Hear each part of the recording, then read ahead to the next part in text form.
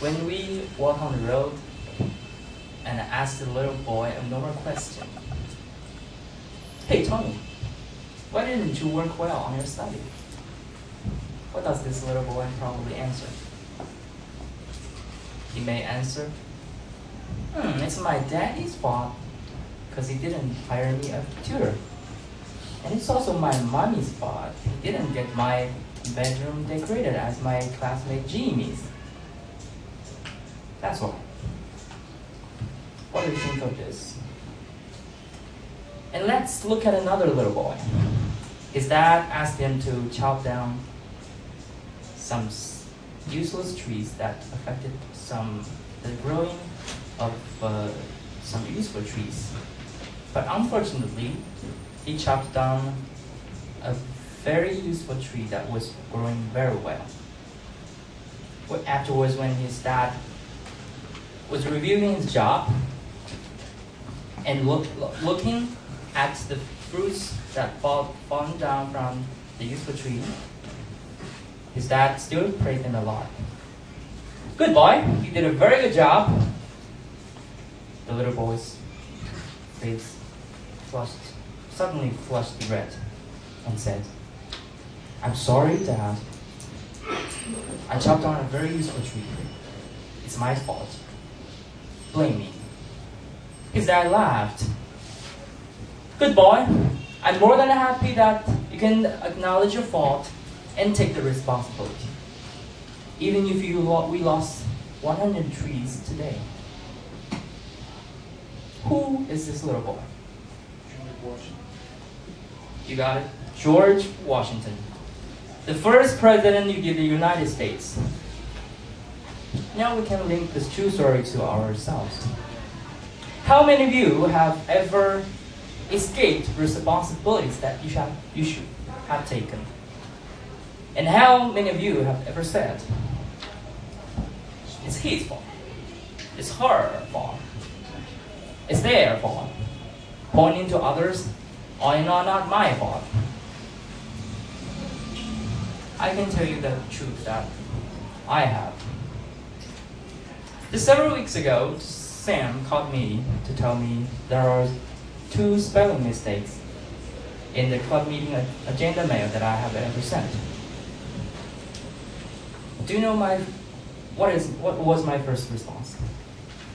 My first response was, "What the hell were Microsoft and Word and Gmail doing?" Because before I send out the mail, I usually use the check spelling feature of Microsoft Word and Gmail. My department.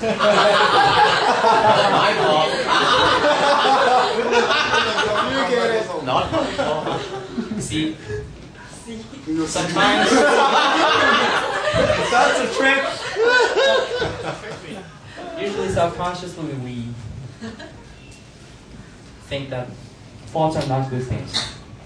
And we would like to push the responsibilities to others. And find a lot of excuses to avoid the responsibilities. Right? And even the excuses can also provide us a shelter where we can escape the responsibilities. Yeah, we can gain the temporary calmness and comfort. But what have we lost more? We can never improve and learn from the faults unless we can recognize, to acknowledge the faults, and take the responsibilities.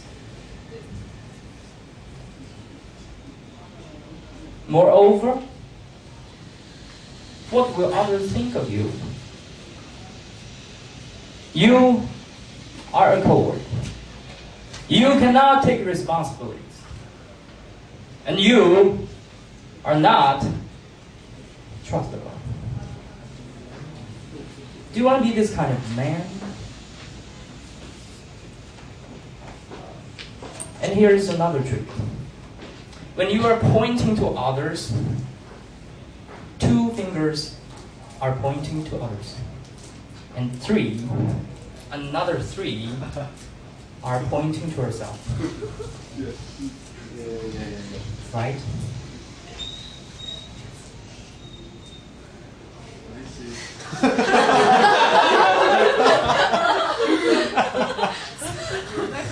Do you like to point others like that?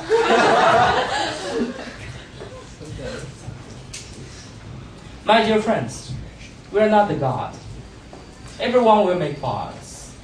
But what is the most important is that how we treat them, how we face them.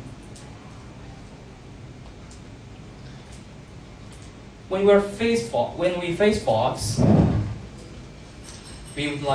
we should first acknowledge the faults, and we should take the responsibilities. Do not be afraid to say, "It's my fault," by which we can learn the most at the lowest price. Just as Winston Churchill has ever said, the price of greatness is the responsibility.